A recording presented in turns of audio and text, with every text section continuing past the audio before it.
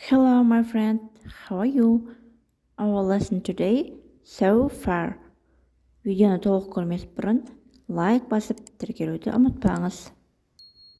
So far сөзінің мағынасы болған немесе қазіргі сәтке дейін жалғасатын нәрсе туралы. Яғни so far сөзін белгілі бір нәрсеге келгенде болжағанда қолданамыз. Бұл белгілі бір жағдайды баяндаған кезде, бірақ болашақта өзгеру мүмкін нәрсені айтқанда пайдаланамыз. So far, әзірге.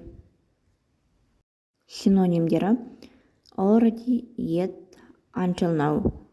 Қазірдің өзінде, әлі, осы уақытқа дейін. Антонимдері soon, close distance. Жақында, жақын қашықтықта, жақын арада. Soon, close distance.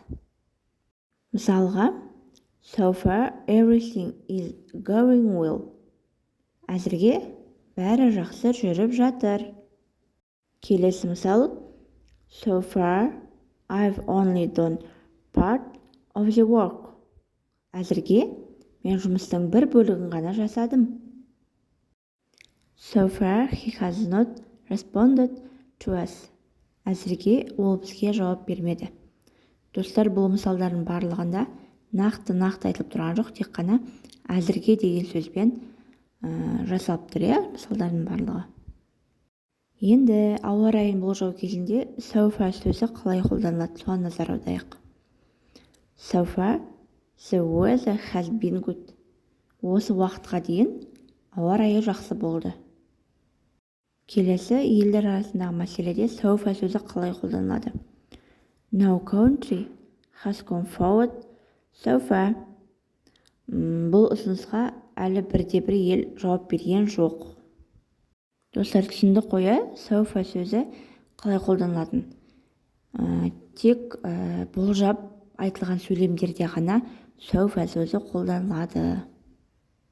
Енді сіздерге тапсырма, сіз өзіңіздің болашақта кім болғыңыз келетін шештіңіз бе? Сол туралы астында пікірге ағылшынша жазып кетіңіз. Және арасына so far сөзін қосуды ұмытпаңыз. Мен жазған пікіріңізді міндетті түрде қарап, дұрыс емесін белгілеп кетем. Соңына дейін көріп тамашалағандарыңызға көп рахмет.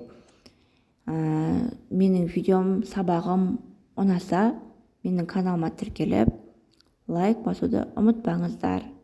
Goodbye.